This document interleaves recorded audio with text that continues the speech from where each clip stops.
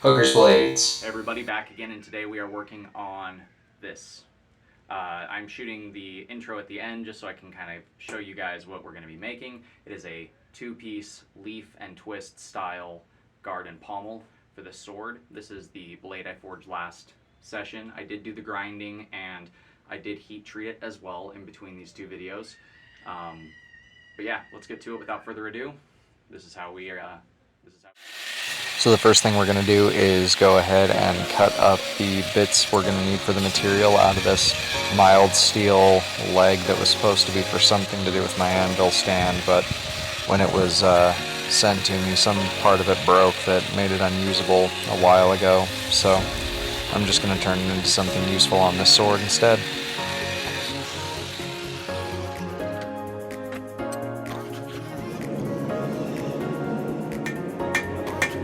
So I actually had both of these pieces in the forge at the same time, and I was working both of these pieces, so the explanation is going to be kind of skipping back and forth.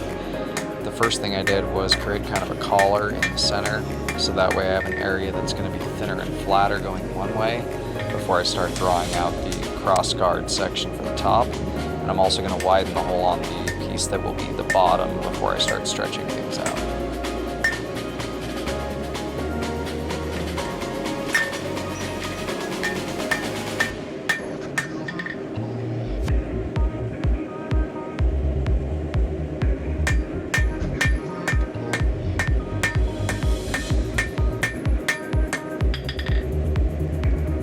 So this is going to be a leaf motif kind of hilt. It's going to be twisted stems with small leaves on the end, and they're going to kind of reach out and grow towards each other on the front, while one extends off the back, and the bottom section will have a small lean down area that I'll eventually round out later in grinding. But I can finally start to stretch out both ends on both of these, and this is where the bulk of the work happens in this build.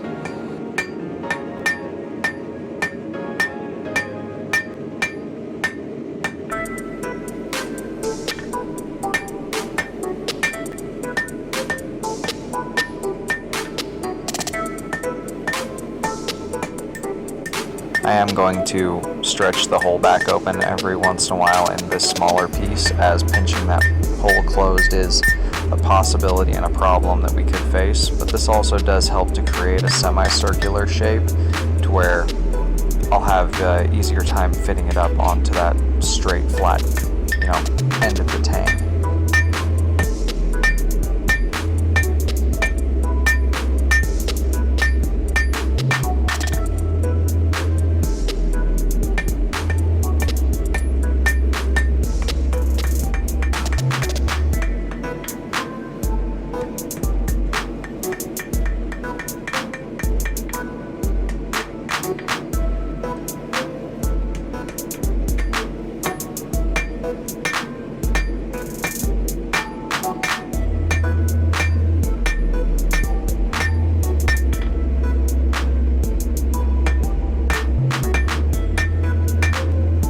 Now I can start to make the leaf on the smaller piece that will be the bottom section, or the pommel, basically, for this build.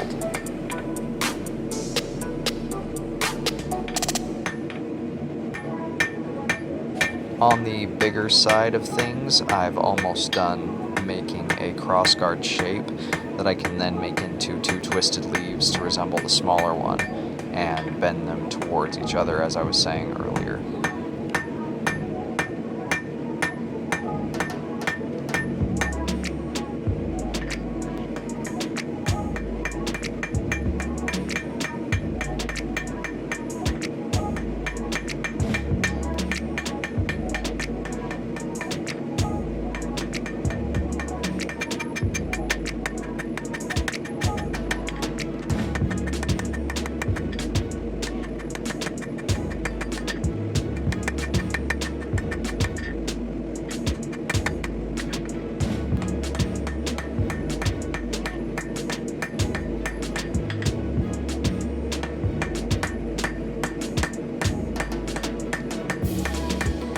Now that we have the basic shape established, we're just going to bevel both sides of this medallion so that way it's kind of thinner towards the ends, and I'm also going to reestablish that drop-off line. We're also going to give the small one a nice little bend away from the hand before we start to work on fitting it up.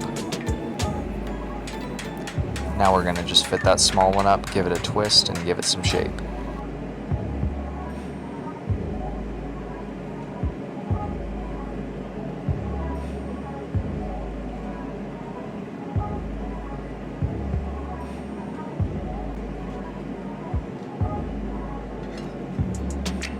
Now we can return to the big one and start making leaves and stretching out what will become the stems before we do the same thing we did with the other one.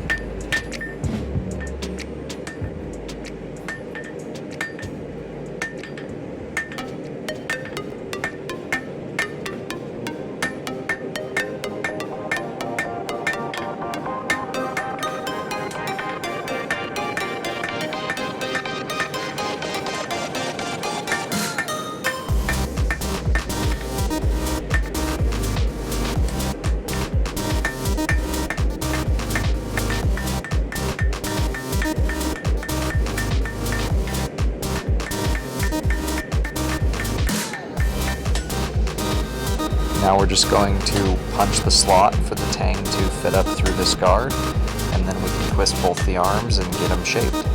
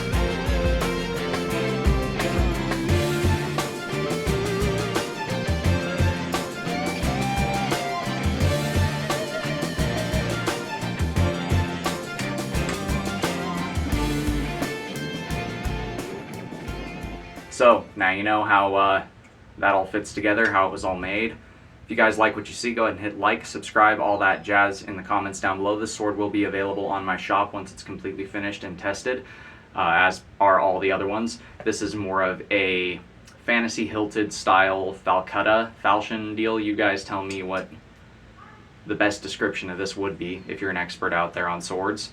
But yeah, leaves are nicely twisted, natural texture from the hammering.